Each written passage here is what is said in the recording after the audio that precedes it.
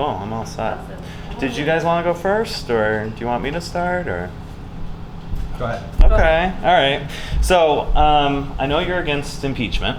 What are your thoughts, though, on politicians asking foreign governments for help investigating potential political rivals?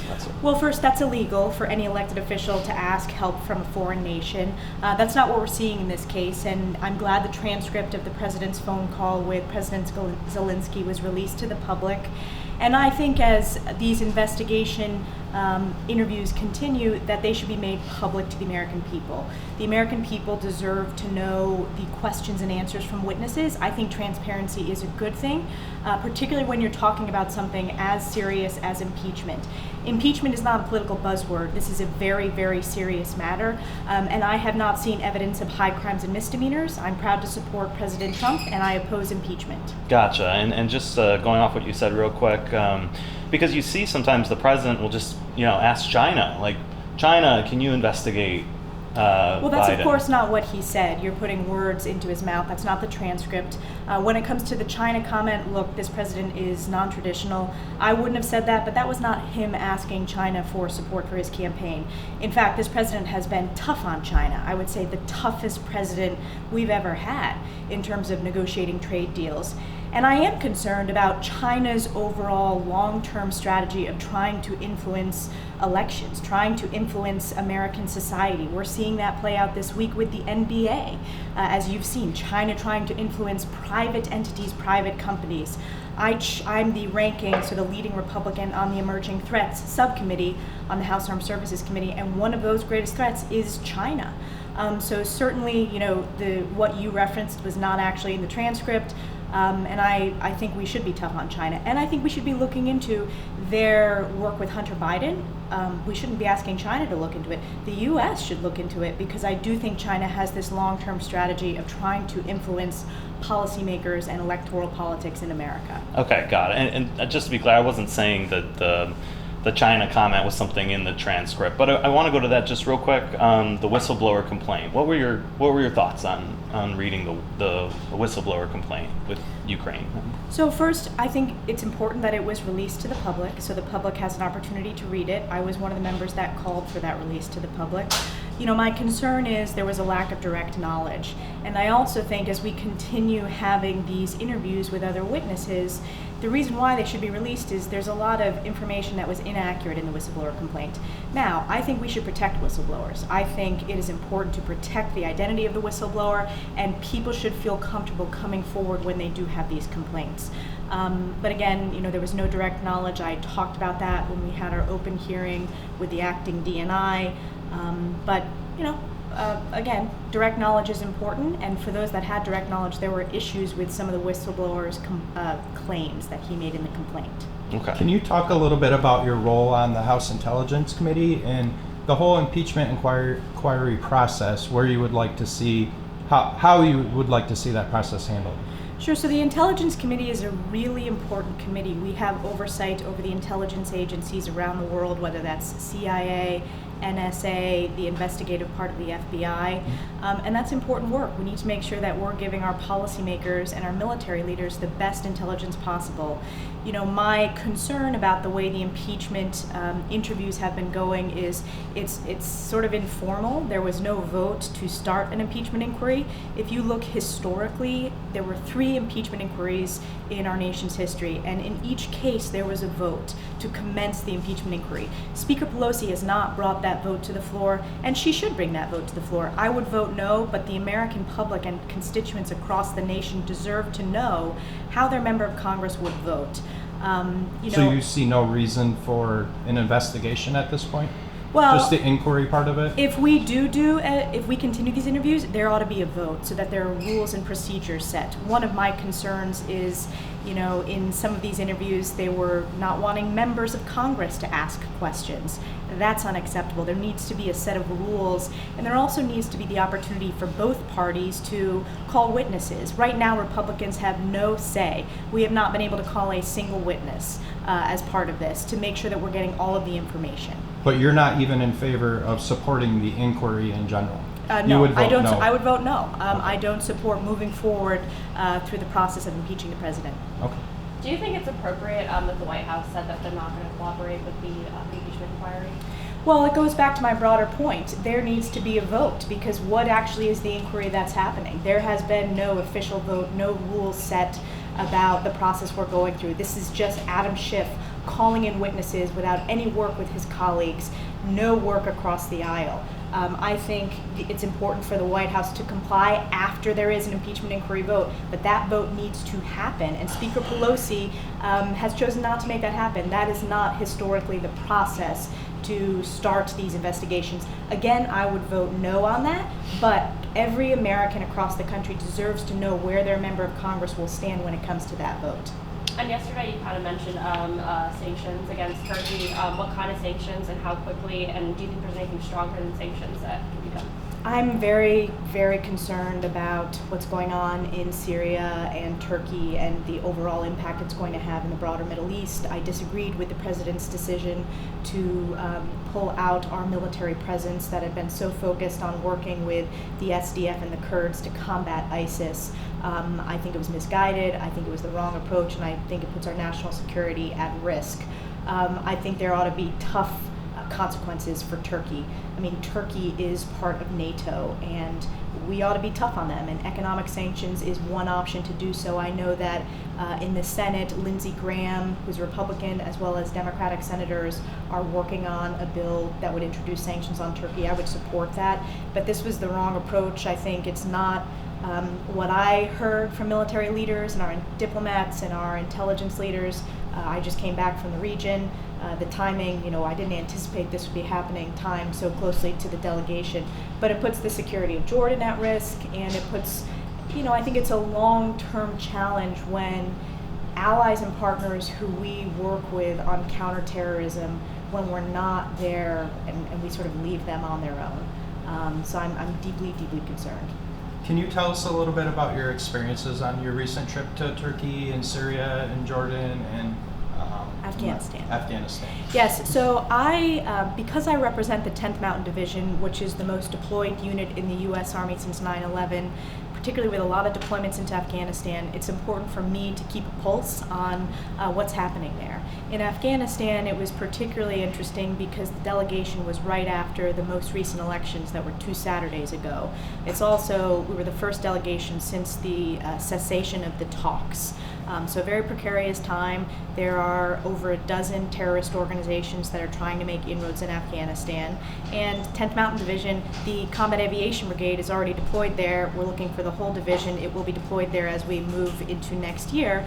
So hearing firsthand is important to me. I still think we need to focus on counterterrorism and making sure that we don't leave a vacuum for groups like Al-Qaeda to attack the United States like they did on 9/11. So very important time, important for my colleagues in Congress to hear from members who had the opportunity to go there. In Jordan, Jordan is an important ally for us in the region. They are very, very focused on the Syria humanitarian and security crisis. I think we've had a failed Syria policy as the United States going back to the Obama administration. I think there was no strategy. I think letting Assad cross that red line of utilizing chemical weapons on his own civilians was a huge mistake during the Obama administration. And I think we need to stick with our allies and partners. That is the key when you're looking to combat these global terrorist organizations that are not just physical, where they're geographically located, but they use online, they use technology. It's a lot more complex than it was 10, 20 years ago. Going back to Adam Schiff real quick, do you think he manipulated the whistleblower complaint, and if so, do you have evidence? In terms of the manipulation of the complaint, I do not have evidence of that, but I think we ought to continue asking questions. I was one of the first members to ask the question when Adam Schiff knew about the whistleblower complaint, when his staff was notified, and why didn't he notify his colleagues? Why did he withhold that conversation and that information from his colleagues? I believe he is unfit to chair this committee because, actually from lots of different reasons, but this is just another example why I think he's unfit to chair this committee. So I don't know about the specifics, but we ought to keep asking questions. because it's inappropriate for him to hear about that information, withhold that information, and really politicize the process and the rollout of this. Yeah. Do you support Governor Cuomo on having the DEC sue the IJC for 2014? That's not the approach that I would take. You know, I've been deeply engaged in this issue. We've worked directly with the IJC. I want at the federal level to ensure that we have an opportunity to do a study and that we really hold the IJC's feet to the fire about making faster changes when we see these historic water levels that we saw this past year. I also would support increased funding for resiliency along the shoreline, but again, I'm talking at the federal level, and the challenge with the governor's approach is this is just not a U.S. issue. This is a treaty that deals with two nations. So, you have to have the Canadian side be a part of this process as well. My concern is making sure that we don't experience what we did this past year in terms of the high water levels, that the commissioners heard firsthand from concerns from the river, which they did. I invited them up here and we've had numerous conversations, and that they're able to adjust the water levels of a very complex water system in more responsive time, because it was obviously there were challenges this year. You support the USMCA. Do you anticipate a vote on that anytime soon? And can you tell the people a little bit about some of the benefits that you see for the North Country region in general, our agriculture, with the USMCA? Sure. So the USMCA is an updated NAFTA. NAFTA hasn't been updated or hasn't really been modernized since I was a kid. So it's about bringing NAFTA into the 21st century, but it's also about really leveling the playing field for North Country manufacturers and American farmers. That's important for farmers in this district. It increases our dairy access to Canada, which has been a long, long priority for policymakers on both sides of the aisle. It absolutely should come up for a vote. If Speaker Pelosi had the courage to put it on the floor, it would pass tomorrow. She ought to bring it to the floor. She's had an opportunity this entire past year. It would pass the House, the Senate, and be signed into law. I think it's very important to get that done.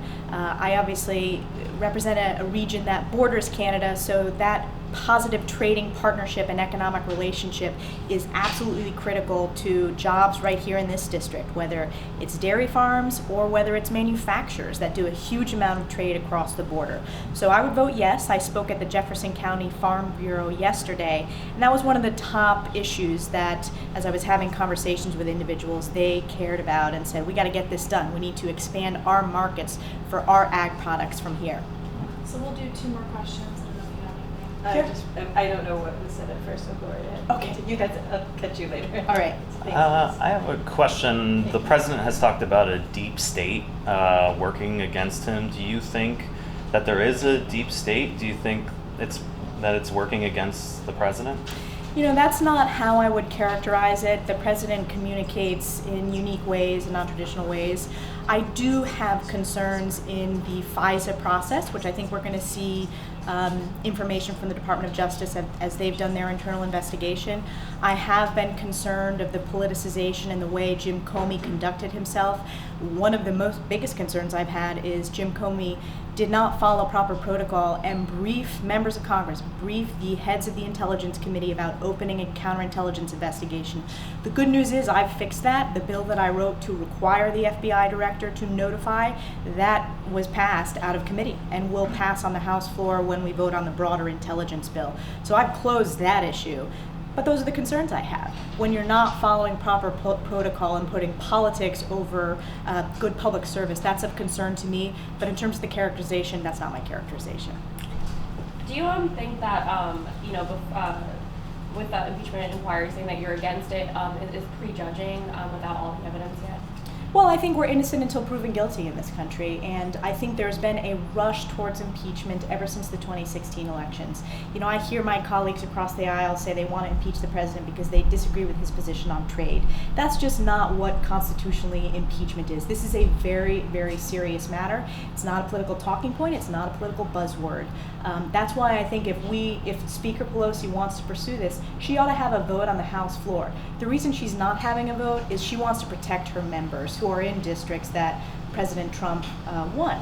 And you're seeing that play out across the country right now. But I certainly think what we need to be doing is we need to focus on issues that the American people care about. Securing our elections, making sure that we're pushing back on Russian disinformation, making sure that the discord that Russia was able to sow online in 2016, that they're never able to do that again. So there's a lot that's on our to-do list, and I'm fearful that these impeachment interviews right now are bringing everything else to a lurching halt. I guess- Just Sure, one go more ahead. for you and then Sorry. we can go ahead. Having said all of that, and I'm sure there was impeachment talk before I got here, do you see a double standard? I mean, you haven't been in Congress as long as when previous impeachment happened with Clinton and what have you, but a lot of these issues, if you take impeachment out of it, the list you just gave of national security concerns, the Ukraine situation could fall into that category. And is there a double standard where partisan politics is okay when it's for Republicans and not okay when it's against because it's a Republican president? No, I don't think there's a double standard. I mean, look, I was in, I think, primary or middle school when Bill Clinton went through impeachment proceedings. I'm looking at the facts that I have. I think transparency is important. I'm glad that the administration released the transcript of the phone call between the president and President Zelensky because there was no quid pro quo, there was no favor asked, and I do think when we think of national security concerns, particularly in the Ukraine, we should be tough on corruption. And there are a lot of important questions that need to be asked about Hunter Biden's business dealings. We ought to do that as policymakers because I think the American public is deeply concerned about nations being able to invest and be really strategic in how they try to influence policymakers, whether that's China and the NBA, which I referenced before, that's been in the news a lot this week, or whether it's Hunter Biden's work in China. But certainly it is not lawful for an elected official to ask a foreign nation for help with their campaign. One question on just town hall, the town halls real quick. Did your campaign reach out to some conservative people to try to get them? These are public town halls. We send them out to the public. The media does a great job getting the word out. We usually notify local elected officials. We notify wherever we're hosting them. So in this case, the VFW, but everyone is welcome. And as typically you've seen at every town hall I've had, you have people with lots of different viewpoints. So we welcome all. Thank you. Got it. Yeah, thank you.